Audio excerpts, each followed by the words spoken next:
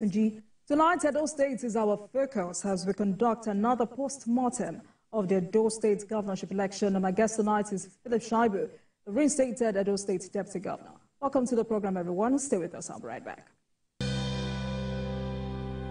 Welcome back, everyone. Last night, I had a conversation with Houseway Godalu, PDP governorship candidate in the just concluded Edo governorship election, where he leveled several allegations against the All Progressives Congress in the state. So tonight we continue our post-mortem of the Edo governorship election as Deputy Governor Philip Shaibu joins me on the program to address some of the issues raised by the PDP as well as other matters. Let's take a break and I'll be right back. Welcome back, everyone. Tonight we continue our post-mortem of the Edo State governorship election. And Deputy Governor Philip Shaibu is on the program with me tonight. Your Excellency, good evening to you. Thank you so much for coming on Politics tonight. Welcome. Thank you very much, okay. Thank you very much. All right, so first congratulations to your party. I mean, how does it feel being part of the winning team? You had an entire episode tied to you. You were a factor. Yes. We saw the rocky relationship between yourself and the governor. Your defection back to the APC. Many doubted your loyalty, but your activeness during the campaign countered the perception. And you also made history as the individual who delivered the highest votes to APC from a polling unit with over 1,000 votes. So how does it feel? Do you feel vindicated? Yeah, Jiboke, thank you for having me once again. I actually feel vindicated, and I give glory to God for making me the #1 in the unit, #1 in the ward, and #1 in the state, because I won from my unit, from my ward and local government and the state. So I really feel vindicated, and I thank God for it. And I thank not just Edo people, I thank Nigerians for being with me, praying for me, for all the ordeals that I went through. And I also thank God for showing me that it was finished, and God has made it possible for what we are. And I'm so excited and happy for the victory. And I thank God that He's God, and He has shown that He's God. So what exactly was the game changer for the APC? And is there so much to learn from that election? Yes, a lot of things to learn. Leadership, a lot of to learn about how a leader behaves. The governor of Edo State could not provide leadership, and the PDP at the center could not provide leadership. And because of that, 10 of us that have contested this the primaries in PDP, 9 of us left. 9 of us are together against one person. Whereas in APC, there was leadership. All of them that contested against each other were united at the end. Even with their anger, they were able to unite them to work for one person. That is leadership. Whereas in PDP, from Abuja to Edo, in fact, Edo was worse, because when you see a governor telling you, do you know I'm the governor? Do you know I'm the leader? That shows he has lost control. And one of the things that made PDP lose in Edo State was impunity, wickedness. A man will tell you, I will destroy you. You want to destroy a human being that you didn't make? The governor told me, Philip Shaibu, that if I contest for governorship of Edo State, he will destroy me. And I like, you destroy me. Whereas I was one of those that make you governor. Because you are not governor, I'm deputy. Now give you the right to feel you can destroy me. And I went on my knees and I went to the Blessed Sacrament. And I said, God, if you created me in your image and likeness, then it's only you that can destroy me. Turn this thing, the table around, and show Obaseki that you are God. And that was what has happened. But Deputy Governor, when you say the governor could not provide leadership, did you mean that the deal of Obaseki and Philip Shaibu could not provide leadership? Because it was a joint ticket until the relationship went south. Yes, it's not. It's a joint ticket. It's a joint ticket. But when one of the tickets decided that it became a private entity, and he now wants to destroy the other person, that they are supposed to coexist, then what do you expect? You see, a leader, Comrade Adansi Shomole, though we had our own disagreement when in 2020, when he said it was not going to be Obaseki. But for him, Obaseki, to be governor in 2016, it took Comrade Adansi Shomole to provide leadership by appealing, begging, convincing us to support him as a candidate. For me, it took Comrade Adansi Shomole almost 3 months to convince me why I must support Obaseki. That is persuasion, mobilizing people for a purpose. Well, Obaseki, in the other way, said, this is what I want. If you don't go, I will destroy you. Okay. And he ended up fighting everyone. And that is why he could not provide leadership. All right. And I asked myself at times, I said, did he really want Asue to win? Somebody told me, actually, it was a game for him to take Asue out of the private sector so that when he returned back, he can occupy the space. Okay. And the way the election has actually gone, it shows that. We'll come back to that, but how much influence did the manner in which APC managed the aftermath of the primaries play here? Because at a point, the unity of the party was in doubt. And I'm asking that question because in the build-up to the election, the party was factionalized. You know, members of the integrity group insisted they would not vote for Senator Kwebelo. Also, you said a lot of persons were not happy with Governor Obaseki. Was his issue with Yoruba of Benin a deciding factor? Did he work in your favor? You know, I know the monarch need not publicly endorse anyone, but his body language was all the people needed. See, me, I am Oba's son. Anybody that fights Oba fights me. And that is how an average Benin, an average Edo person thinks and feels. You cannot fight an Oba of Benin. There are 2 kingdoms in the whole world. Benin Kingdom and United Kingdom. You cannot fight the Oba of Benin and think it will not have a negative effect. Obviously, the Oba of Benin issue also have a negative effect on whoever Obaseki brings. It was no longer about party. It's whoever Obaseki brings cannot win the election. And so the Oba of Benin factor was there. And you can imagine Obaseki trumping up fake charges against me, saying he was impeaching me for, in quote, revealing official secret, which does not make any sense. Till tomorrow, I'm asking even the House of Assembly, I'm asking the Obaseki, what was this government secret? They couldn't even define the secrets they say I revealed. They just said revealing government secret. Why is the secret is not defined? Just to actualize the statement of destroy me. He used the word, I will destroy you. But unfortunately, I want to thank the judiciary.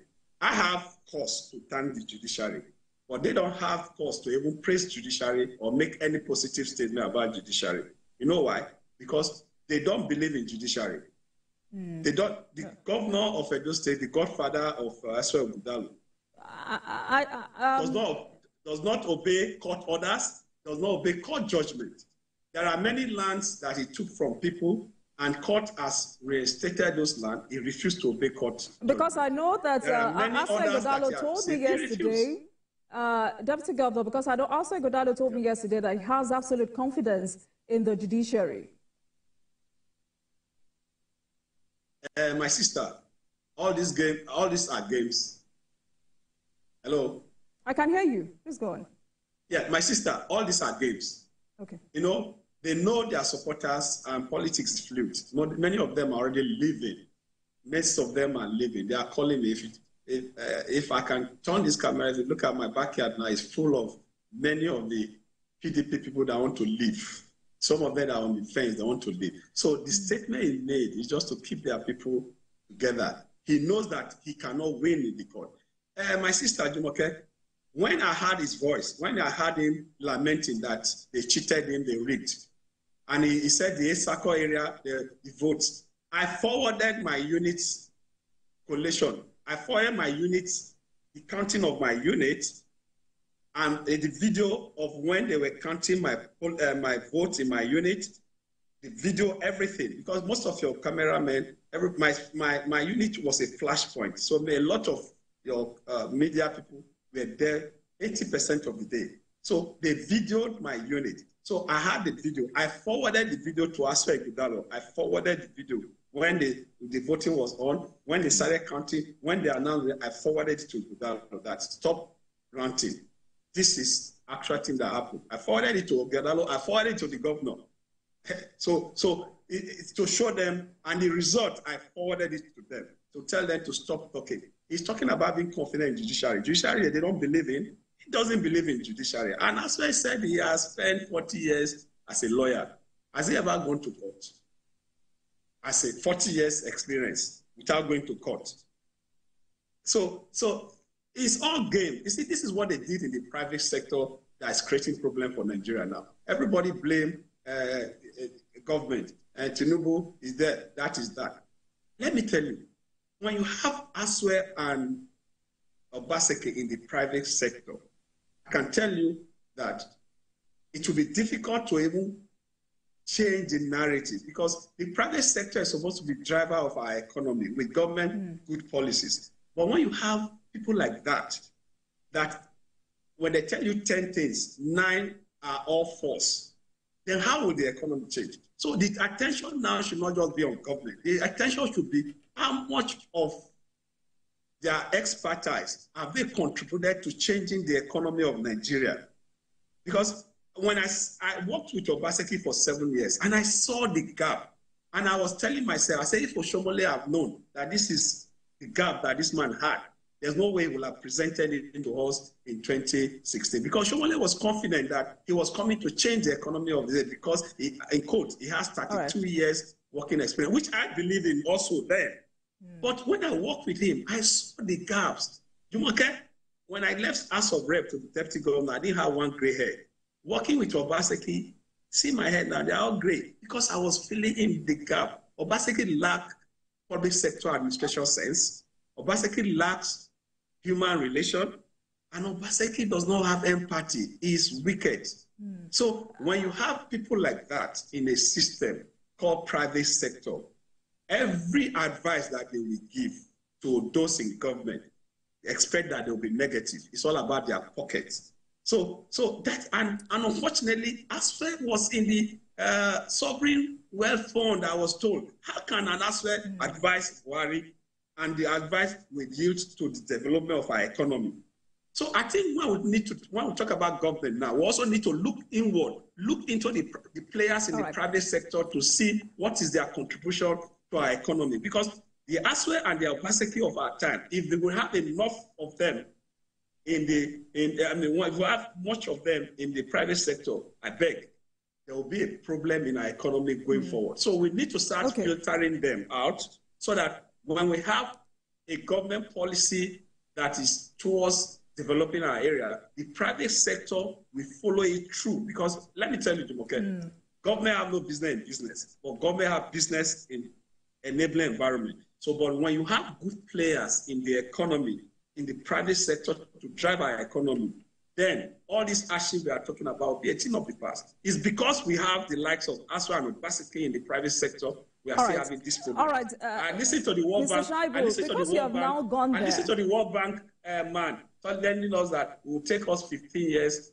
to get out of the present predicament that was orchestrated and planned not by Tinubu but by previous administration. But for us to even get to that 15 years, and to actualize it, we'll need the private sector, genuine private sector that will tell you 10 things, 9 is the truth. Look at yesterday. He's telling you he has 40 years experience, but he has never been caught. He's telling you that he fought for this democracy. And I asked myself, when we were fighting for this democracy, I was on the street, we were hearing tear gas, I was arrested. Where was he? He was never one of us. So, Deputy Governor of Ishaibu, because you've gone there, so let's now talk about these allegations. So did your party try to stall the order given by a court for the PDP to inspect election materials at the office of the INEC, as alleged by Mr. Aswe Ighodalo? See, PDP started the protest They went to INEC office. They spent 4 days in INEC office. The first 4 days they occupied INEC office. And it was when my party, through the state chairman, heard that the next day they were going into INEC office to change what was there. And I told them, hold on, I need to check. I'm the deputy governor, and I put my own machinery in place to check what was the truth thing. And I discovered the true situation was that the next day they were going to invade the INEC office to destroy sensitive materials. And our people had to also go there. We will beat them to the game. We went there as early as 4 a.m. They normally come around 7. We went there as early as 4 a.m. to prevent them from destroying INEC materials. So when they could not have access to INEC to be able to destroy those things, they started raising propaganda. Jumoke, they are out. They are not only down, they are out. Elections were not only free and fair. There was no gunshot. There was no single incident. For the first time, beavers walked. In the entire Edo North, only 2 units, we have issue of beavers, and it was corrected immediately. But some CSOs, Deputy Governor, but some CSOs have claimed that that election failed integrity test. Jumoke, you know there are CSOs, there are CSOs. There are some that Ghana must go. There are some that actually have integrity. What was unanimously agreed was the election was peaceful, orderly. Jumoke, did you see Nigerian police? If you were in Edo State, I was particularly proud of Nigerian police for the first time. I'm one of those that have criticized Nigeria. For the first time, I was particularly proud of Nigerian police. Their outfit, their composure, their professionalism. The problem they have, the PDP had, was that the governor, I raised an alarm. The governor wanted to use Edo vigilante to rig the election, and they were going to cause mayhem. Immediately, the IG made that pronouncement suspending them. That is why you had the peaceful election that we had in Edo State. And I want to salute the IG for it. I want to commend Nigerian police, and they should keep it up. Their outfits, clean, gadgets, well, you know, for the first time, I was proud that at least Nigerian police is not they occupy all the space, and there was no incident. So Aswe was not going to win the election. Oshomole said he was not elected. But the truth is that Aswe have never voted. A man that have never voted in his life want to be voted for. Nobody know him. The vote that PDP got was as a result of, in quote, he said he didn't buy votes. Vote buying. I know how much of Edo State that went to vote buying. Let's take these issues one after another, because he has accused the APC of colluding with the Nigeria Police Force and some compromised officials of INEC to manipulate the election results. He says your party rigged that election from the local government level. He told me that APC agents were allowed in and out of INEC office and collation centers, but himself, his running mate, and his agents were not allowed into the collation center. He used the word capture. It says your party, the APC, captured INEC and the police. So I'm wondering, how did that happen? Because these are serious allegations that must be investigated. Jumoke, you see, when we did the primaries in PDP, it took the vigilantes to come and be shooting in my house. My official house was raided by vigilantes, shooting. And they rigged the election, in quote, for him to be the candidate of APC. It was democracy. Democracy was sweet. Deputy Governor, that's your opinion. You do not have any proof to that effect. The videos were there. Your station even showed it that time. But the truth is that there was no rigging. And when I say there was no rigging, I send my pictures of my unit to him and my results to him. I send my collations to him in my ward. I send the collation of Isako West to him. There was no rigging. And you see, when I heard him speak like that the first time, I forwarded everything to him. When you see him again, ask him if I did forwarded all those videos to him. And I did, because I wanted him, because he was acting out of ignorance, I wanted him to have the true picture. And that's why I sent those pictures. So, Your Excellency, you just said there was no APC never collided. APC never collided with police. Okay, you just said there was no rigging. Are you saying that your party did not... In my unit, in my unit, in my ward, in my local government, there was no rigging. And I asked all other agents and all other people in the other area, the same thing they told me. Okay. So, and if he's already challenging my own area, it shows that it's just, see, let me tell you, I'm in government. They had two situation rooms. To tell you how confused they became, they have two situation rooms. They have the one by Red Wire, they have the one by one other guy. And one of the situation room shows the election that the result of that was declared by INEC. The second situation room showed the result that they already prepared. I'm in government and I can tell you that. They had two situation rooms.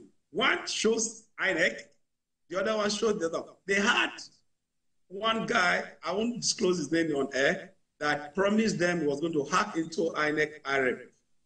I'm sure they gave them money because they became very desperate, believing the guy can hack into IREP.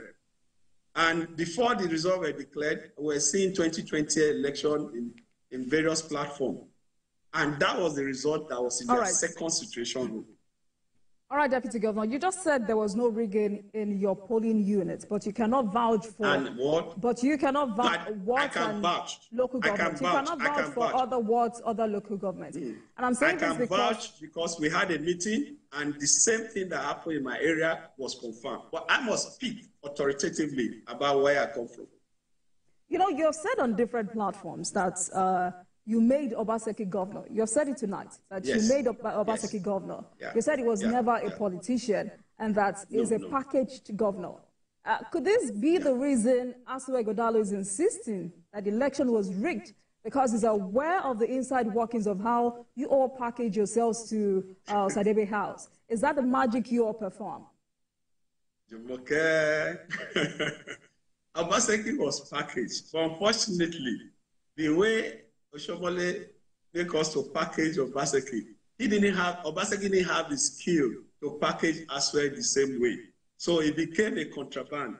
Like one of their leader, he is my friend and my leader too, Senator Zamere will say, Aswe became a Zimbabwe dollar in the politics of Edo State. So the truth is that Obaseki has not even learned the rope of what politics is, and he wanted to be godfather. And he told us that if he becomes a godfather by any means, he should be dealt with. He has been dealt with, and that is it. That's why, unfortunately, God's son, I pity him. And I saw him yesterday. Oh, God, I saw him yesterday. It was very painful. But he didn't go, he was packaged by the wrong person. And if the right person had packaged him, the person will not be fighting over. Any person that wants to package a government in Edo State will not be fighting over. Deputy Governor, you're not answering my question, sir. So my question is, does packaging mean rigging in local parlance or in political terms? Because you've used the word package different times and on different platforms. No. Okay. No. So when I mean package, Obaseki, Oshomole told us that because, which is true then, that we are going to go into a recession. And we needed an economist, somebody that understands economy. And that was the reason he was looking towards Obaseki. And he told her one or two advice that he gave to him. And he told her it was World Bank that, World Bank this, which we have discovered, it was all packaged, it was not correct. You understand? But because he told us that, and we're actually seeing that the economy was running down and we were going to recession. So all those statements on World Bank experience, 32 years in private sector, they even told us that it was Obaseki that started new generation banks in Nigeria. So all those statements, we saw it as, okay, so we used that to package Obaseki. But unfortunately for Obaseki, bringing an Aswe thinking it would be continuation of his business partner, he was not able to sell Aswe to us. Instead, he came and be fighting us, saying he would destroy Philip Shaibu, he would destroy the kingdom that his ancestors never know how it came about. So, so at that level, we were sure that Edo would not be a business arena for Obaseki and his godson. And so the packaging I meant was that we told the whole world, we sold Obaseki that he was bringing his 32 years private sector experience into play, and that he was an experienced person in World Bank. So there are a lot of things we said about him that we found later that they were not correct. So unfortunately for Obaseki, he was not able to also package his godson as well, same way. So it's not about rigging. We never rigged Obaseki in 2016. We didn't. If you check the results of this election, it was similar to 2016. Check these results. All the results were similar to 2016. Edo North made Obaseki governor in 2016. The same thing has happened in 2024 with Opeholo. Same. All right. Deputy Governor, you know the timelines associated with election petitions and the legal process in Nigeria are designed to ensure that disputes are addressed promptly, transparency is maintained, and justice is served in a timely manner, which is about 6 months or thereabout. Governorship Ighodalo has expressed confidence in the judiciary, but how prepared is your party for this marathon, especially because it has every tendency to distract the governor-elect? If anybody believes in judiciary, it's APC and Felicia. We believe in judiciary. They don't believe in judiciary. They believe in judiciary, they will obey court orders, they will obey court judgments. They don't believe in it. So they cannot sermonize about judiciary. I, Philip Shaibu, is grateful to judiciary. Oshomole is grateful to judiciary. APC, grateful to judiciary because judiciary have shown that it's the last hope of the common man. Obaseki wanted to destroy Philip.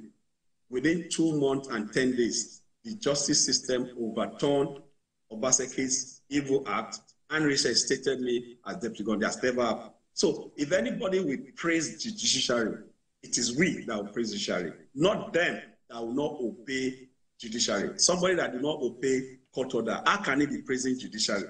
So I am confident, first, I am confident that what happened in Edo State is true reflection of what happened on the field. And we have no doubt that we have not only just gotten victory from the poll, we will also get the judiciary to affirm what happened at the election. And what happened at the election obviously showed that Opeholo won the election in all the polling units. How can you explain, if we have rigged the election, how can the deputy governor of Opeholo, Dennis Idausa, lose his local government, lose his federal constituency? He is presently representing of that federal constituency. No, how can he be representing a federal constituency and he lost the two local government that make up his federal constituency? How does it happen? Will it happen?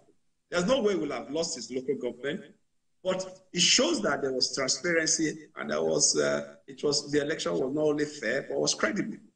All right. Your Excellency, let's take a break, and when we return, we will continue this conversation. Stay with us, everyone.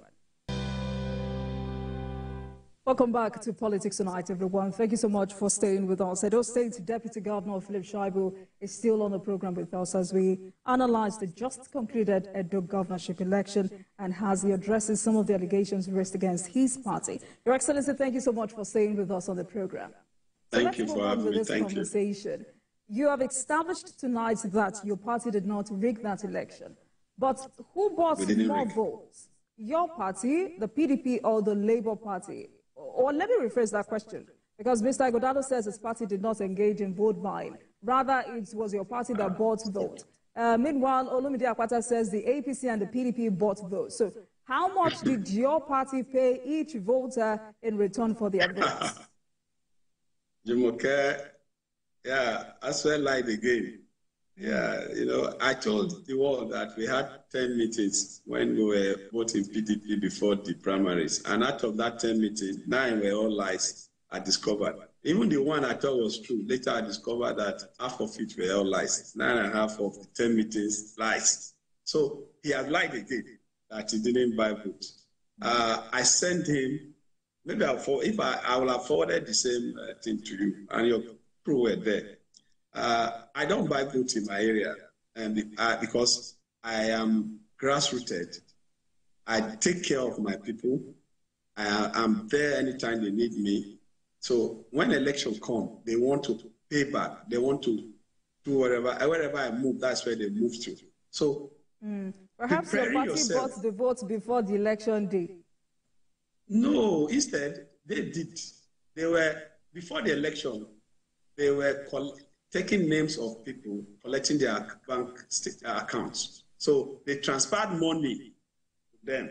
I'm in government. Whatever I'm saying. Who transferred money, Your Excellency?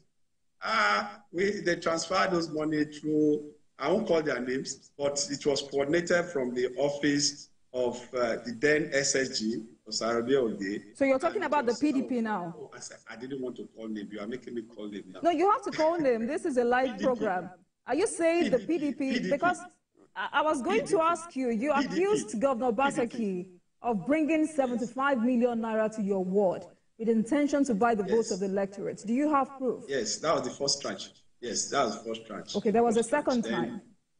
Yeah, there was another 15 million given to one of my boy, and he told me, and I said, collect it, and he collected it. But how much did your own party pay? That 15 million came from Osaradoege 2 days to the election. So when you add that 15 million to, if he's watching this program now, he wonders, he knows who he gave the 15 million to from my ward. He gave him 15 million 2 days to the election, added to that 75 million, you know. So those were the ones that I have. There are other ones. But the truth is that we actually used that money to do party after the election. Yeah, because as they were collecting it, they were telling me, and I'll say collect. So they actually collected. And you see, after the election, we had party.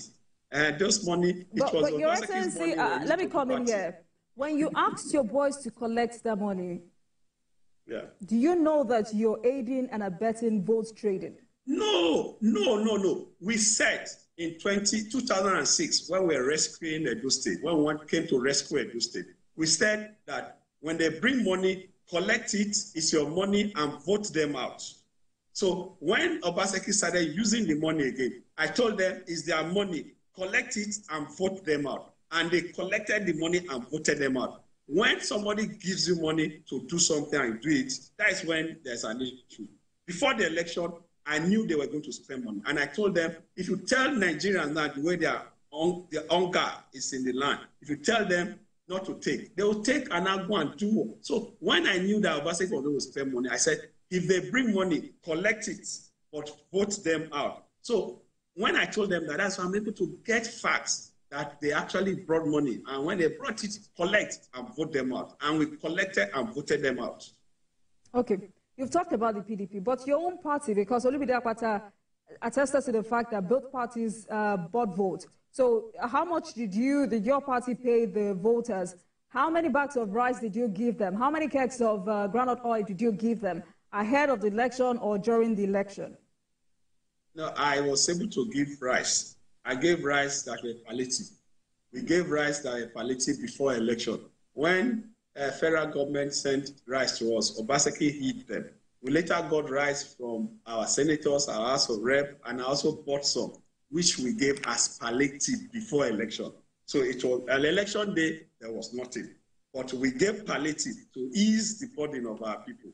That one we did before, long before election, and it was done nationwide. It was not only in Edo State because of election, no. But for money, can't be out. But for Edo State government, I know that we, through Obaseki, Aswa Igodalo, Osaradoege, and one permanent secretary in road and bridges, Nabulele, we were asking contractors, we were paying contractors a week to return, we were paying contractors money and telling them to bring 20%, 30% of that money is meant for election. That was the money they used for buying for votes. Okay. All right.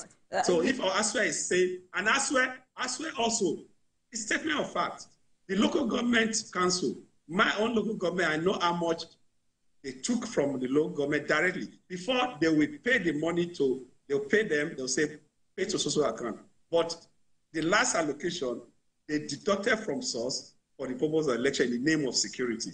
That was the money that was spent. So I'm speaking authoritatively. Today I had a press conference and I've dropped a document before EFCC to investigate.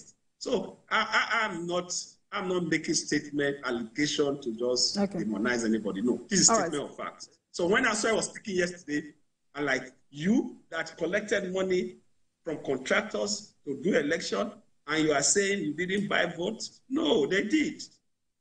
They did. Because, the governor has now cautioned the governor-elect, Senator Monday Okpebholo, to detach himself from godfathers and put on the decorum that is expected to govern the state. He says if he must succeed as governor, he must break away from you all. And some Nigerians have interpreted that to mean he succeeded as governor because he detached from the Oshomoles of this world, Iseyamu, and those who looked like godfathers to him, everyone who packaged him. You served as his deputy governor just before the relationship turned sour. Would you confidently say the duo of Governor Obaseki and Philip Shaibu moved Edo State forward?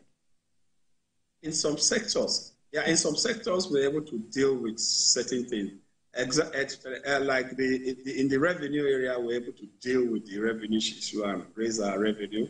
In sports, we turned Edo State became the hub and the center of sports. We dealt with it. In immunization, we're able to deal with it. Lassa fever surge, we're able to turn it around. Edo State became a template for even the health ministry to now change the immunization system policy to now have immunization on that roof. These were sectors that were coordinated by me. These were sectors that were coordinated by me. And we did well in some sectors, but when it comes to road infrastructure, I can bet you we did not do well at all in road infrastructure because most of the road we constructed after 2-3 weeks, they are already failing. Look at the one in front of my house. We spent 800 million, as I was told, to do this road. After first rain, it washes off. So we were able to do certain things in certain areas. COVID-19, Edo State was a template.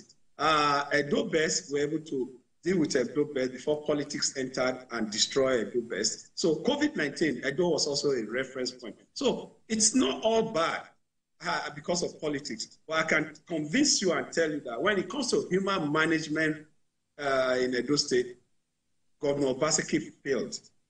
Total failure, F9. And it's just because of his nature. He knows how to destroy. And every word that comes from his mouth is destruction, destruction, destruction. So that leads me to my next question. He has destroyed himself politically. Your Excellency, that leads me to my next question, because this is my first time of interacting with you, and this is your first time of coming on politics tonight. So let's talk about your experience as deputy governor, especially when the relationship started getting sour. Because I will never understand why, the office of the deputy governor created by the Constitution is quite subordinate to the office of the governor. And if we're to put Obaseki versus Shaibu's matter into consideration, when the crisis started freshly, we saw how you were treated. Does that represent an office created by the Constitution? And what must change? Is it healthy for us to continue this slave-master relationship as seen in some states? Thank you for that question. Okay. You see, many people, some persons call me and say, when this thing was starting, they said, option, resign or continue. And I asked my own inner cabinet, I said, do I resign or continue? Some of them say resign, some say continue. And I asked my own comrades, I said, do I resign or continue? And they said, we are in politics to deal with the whole issue of institutional reform.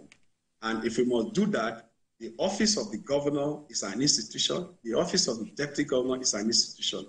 If you have to sacrifice you to fight for the integrity and sanctity of the office of the deputy governor, you must make yourself available. We have always known you to be a man of your words. We have always known you you are part of the people that made this democracy.